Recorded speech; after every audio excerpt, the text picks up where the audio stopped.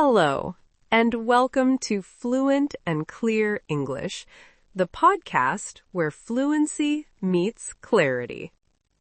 I am very happy you are here today, and I truly appreciate you taking this time to learn and grow with me. Today's episode is about a question that almost every English learner asks at some point, often in frustration and sometimes in silence. How can I think in English without translating in my head? If you have ever tried to speak English and felt your thoughts moving faster than your words, or if you have ever known exactly what you wanted to say but could not say it naturally, then this episode is for you. Let us begin by saying something very important. Translating in your head is not a mistake, and it is not a weakness. It is a normal stage of learning. Your brain is not broken, and you are not bad at languages. You're simply using the tools you already have. When you learned your first language, you did not learn grammar rules first, and you did not translate words. You learned through repetition, context, emotion, and experience. Your brain remembers that process, but it needs time to rebuild it in a new language. Many learners believe that thinking in English means hearing perfect sentences in their mind with advanced vocabulary and correct grammar. That idea creates pressure, and pressure blocks learning. In reality, thinking in English begins in a much quieter and simpler way. At first, thinking in English feels empty. There are pauses. There are short thoughts. Sometimes there are only images or feelings. That silence does not mean failure. It means your brain is adjusting. One of the biggest reasons learners struggle is because they try to force English into their thoughts instead of allowing it to grow naturally. They ask themselves complex questions and expect complex answers. When those answers do not come, frustration appears. A better approach is to lower the level of your inner thoughts. You do not need to think beautifully. You only need to think clearly. Instead of asking yourself long questions, begin with simple awareness. Notice what you are doing. Notice where you are. Notice how you feel.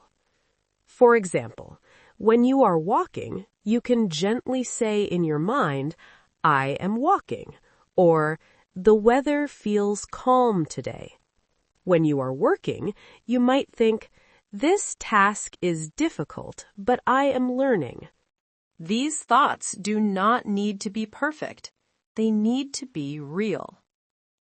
Another important shift is to stop translating full sentences and start accepting partial thoughts.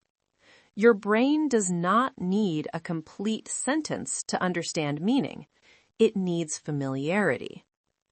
If a word comes to your mind in English, let it stay there, even if the rest of the thought appears in your native language. That moment is progress.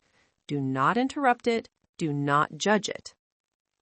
Thinking in English is not a switch that turns on one day. It is a habit that slowly replaces another habit. One powerful way to support this process is listening.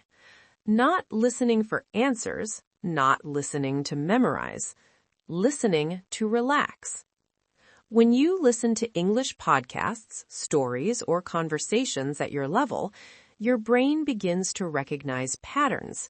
Those patterns later appear in your thoughts without effort. This is how thinking in English truly begins. Another helpful method is inner narration.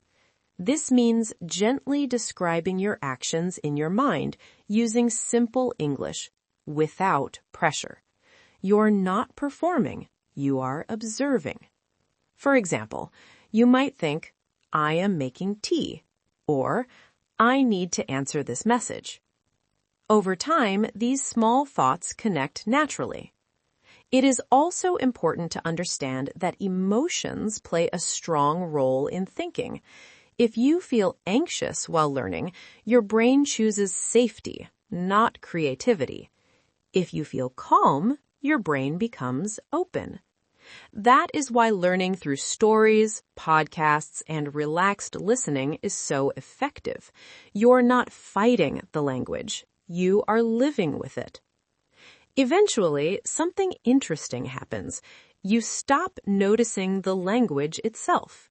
You notice meaning.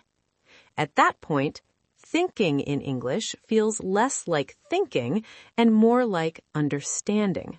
Words arrive when they are needed, not when they are forced. Before we finish, let me tell you one important truth. You do not need to stop translating. Translation will stop on its own when your brain no longer needs it. Your only responsibility is to create exposure, calm repetition, and patience. If you listen regularly, think gently, and allow imperfect thoughts, your brain will do the rest.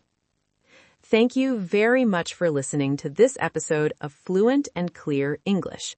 If you found this podcast helpful, please subscribe to the channel so you do not miss future episodes designed to help you learn English naturally and confidently.